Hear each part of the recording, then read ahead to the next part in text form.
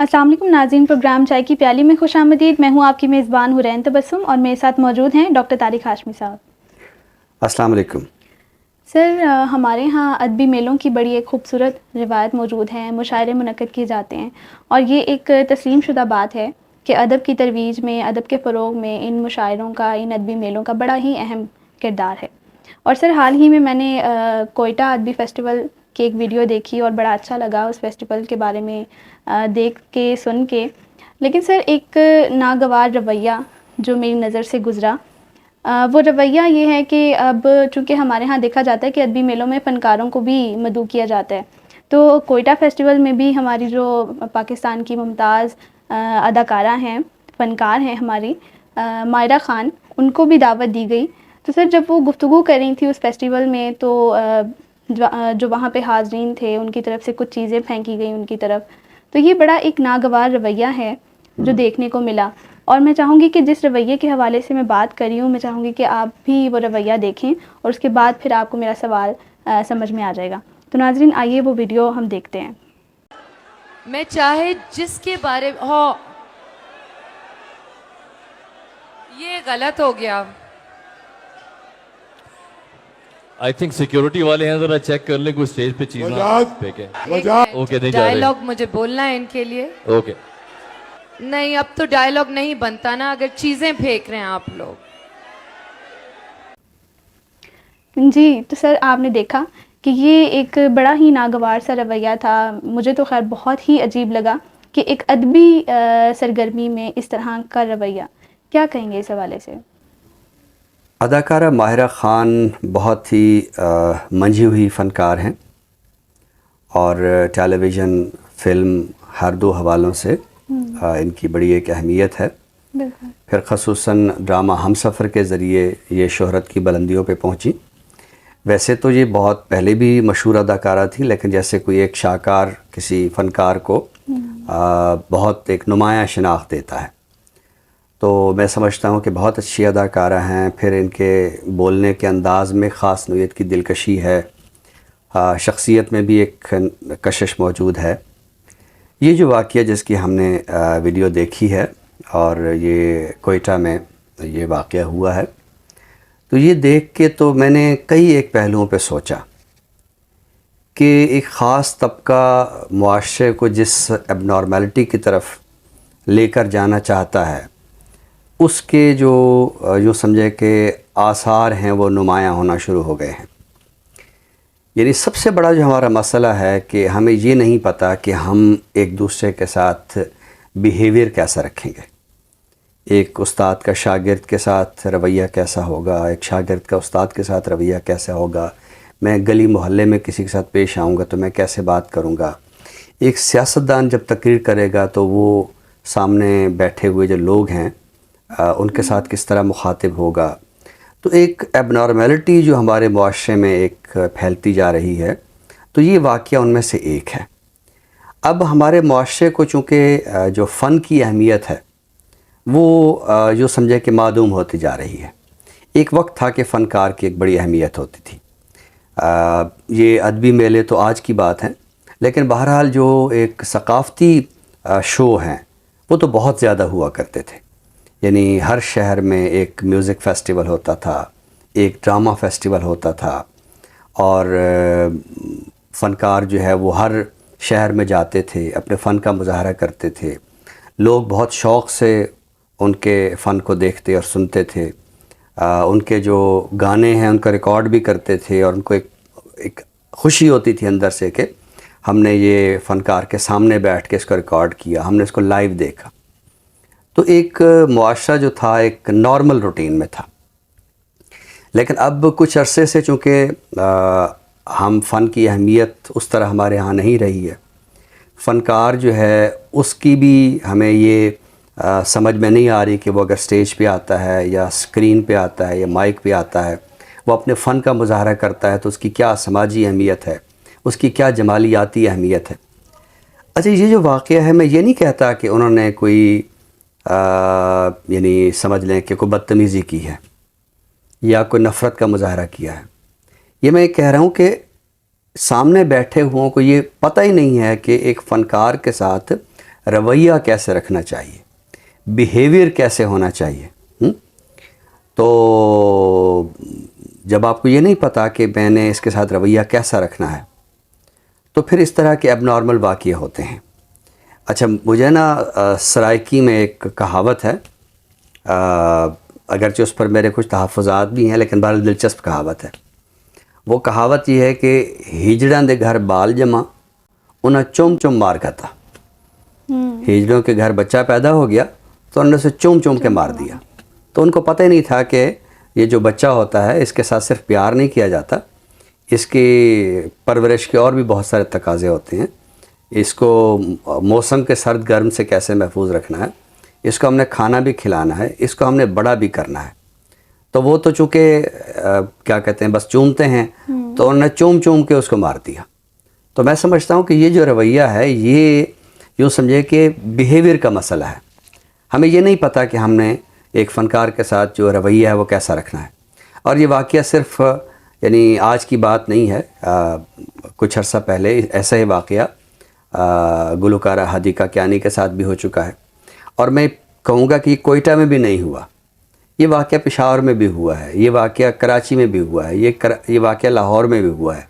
یعنی میں کہنا یہ چاہتا ہوں کہ یہ سرزمین پاکستان کے جس میں اب ہم فنکار کی اہمیت کو سمجھ ہی نہیں رہے. ہم تو اب یہی سمجھتے ہیں نا کہ فنکار جو ہوتا ہے اس کے یا تو وہ ہمارے لیے تفریح کا سامان مہیا کرتا ہے, یا پھر یہ ہے کہ وہ ایک گناہ گار آدمی ہے. تو ہم نے اس شخص کے ساتھ جو ہے وہ نفرت کرنی ہے. تو یہ میں سمجھتا ہوں کہ ہمارے ہاں ایک مضمون ہوتا ہے بیرون ملک یونیورسٹیوں میں, تو بیہیویئر سائنس اسے کہتے ہیں کہ ہاؤ ٹو بیہیو, میں آپ کے ساتھ کیسے رویہ رکھوں گا, آپ میرے ساتھ کیسے بیہیو کریں گے. تو چونکہ ہمارے ہاں معاشرے میں ایک بڑا مسئلہ یہ ہے کہ ابھی تک ہم یہ نہیں سمجھ پائے کہ ایک دوسرے کے ساتھ ہم نے رویہ کیسے رکھنا ہے.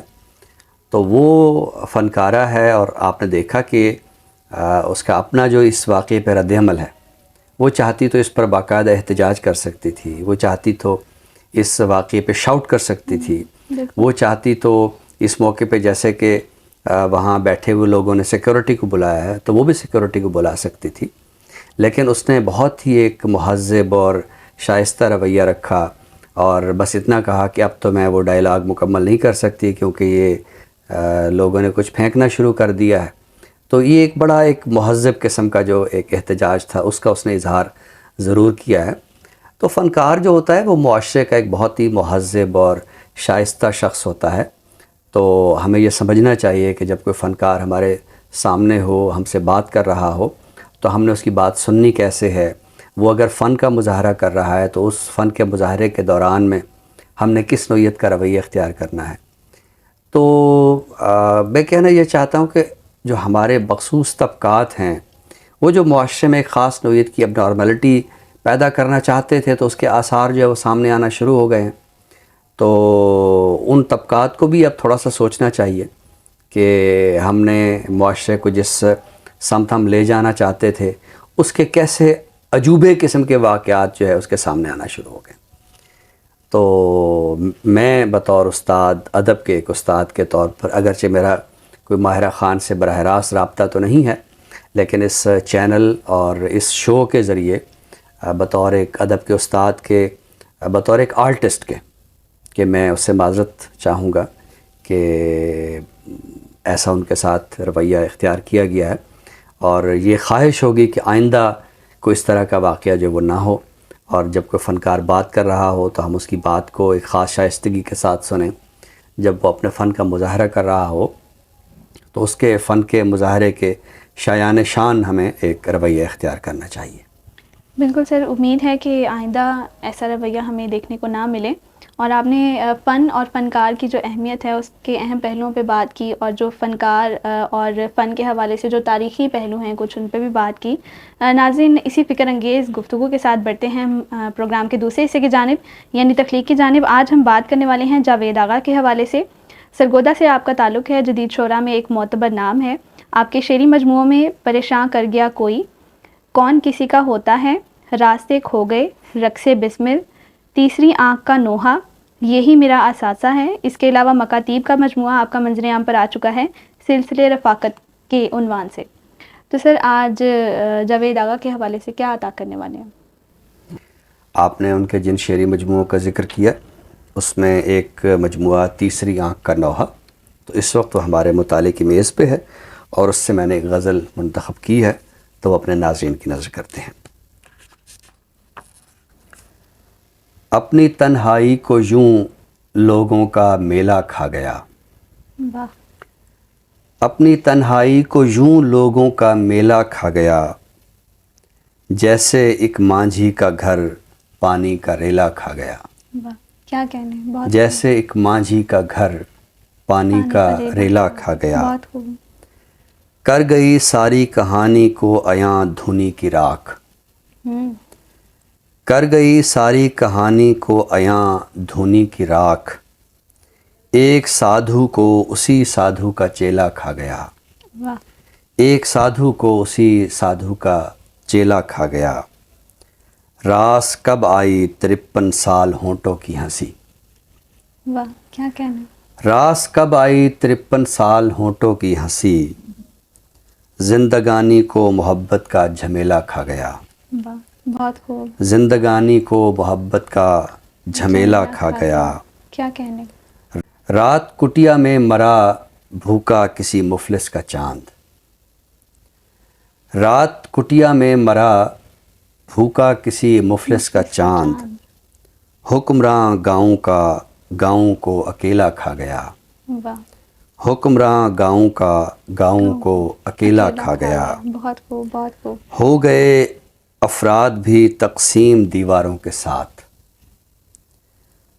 ہو گئے افراد بھی تقسیم دیواروں کے ساتھ، گھر کی ساری رونقیں گھر میں جو کھیلا کھا گیا، واہ گھر کی ساری رونقیں گھر میں جو کھیلا کھا گیا. بہت خوب.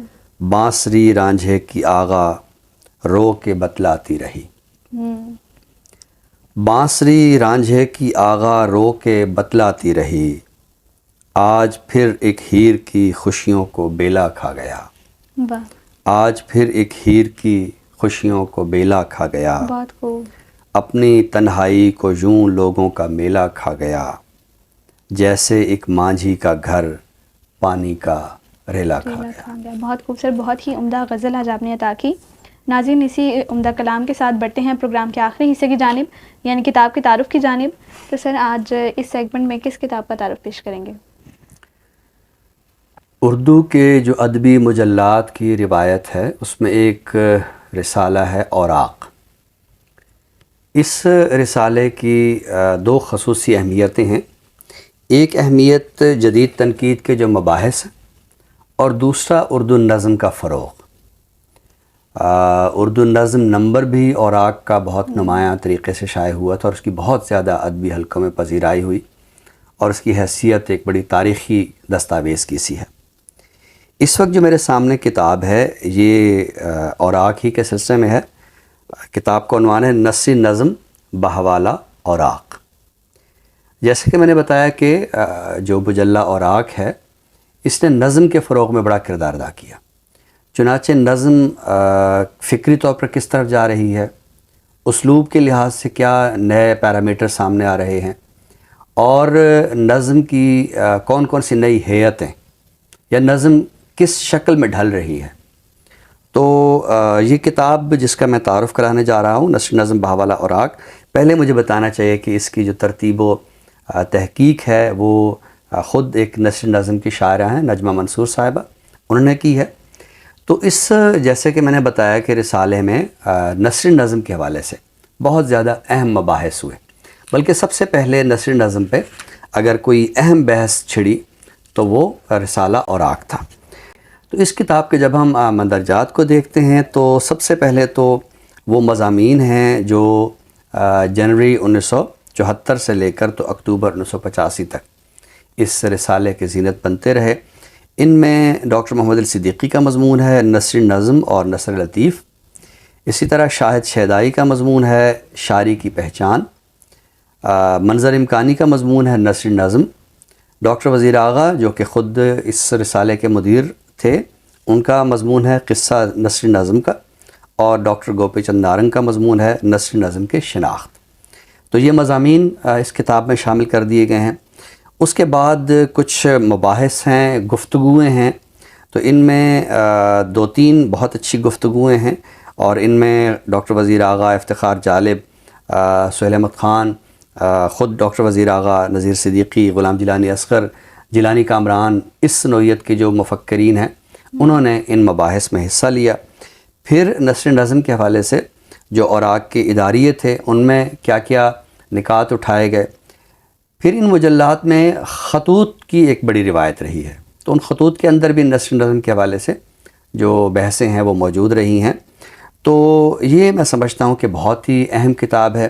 آخر میں خود ڈاکٹر وزیر آغا کا ایک بہت معتبر نوعیت کا جو مکالمہ ہے وہ شامل ہے۔ تو نثری نظم کو سمجھنے کے سلسلے میں جو کاوشیں خود مجلہ اوراق کی ہیں، تو وہ کاوشیں ایک بھرپور دستاویز کی صورت میں آ گئی ہیں۔ تو ہمارے وہ طلبہ و طالبات، اہل ذوق کہ جو نثری نظم کو سمجھنا چاہتے ہیں اور اوراق میں کیا مباحث ہوئے، تو اگر وہ جاننا چاہتے ہیں تو یہ کتاب لازماً دیکھیں، نثری نظم بحوالہ اوراق۔ اس کی ترتیب و تحقیق ہے محترمہ نجمہ منصور صاحبہ کی۔ بہت خوب سر، ہمیشہ کی طرح آج بھی ایک اہم کتاب کا تعارف آپ نے پیش کیا۔ ناظرین، اسی کے ساتھ ہی ہم آپ سے اجازت چاہیں گے، نئے موضوع کے ساتھ انشاءاللہ آپ کی خدمت میں دوبارہ حاضر ہوں گے۔ تب تک کے لیے اپنی میزبان حرین تبسم اور ڈاکٹر طارق ہاشمی صاحب کو دیجیے اجازت۔ اللہ حافظ۔ اللہ حافظ۔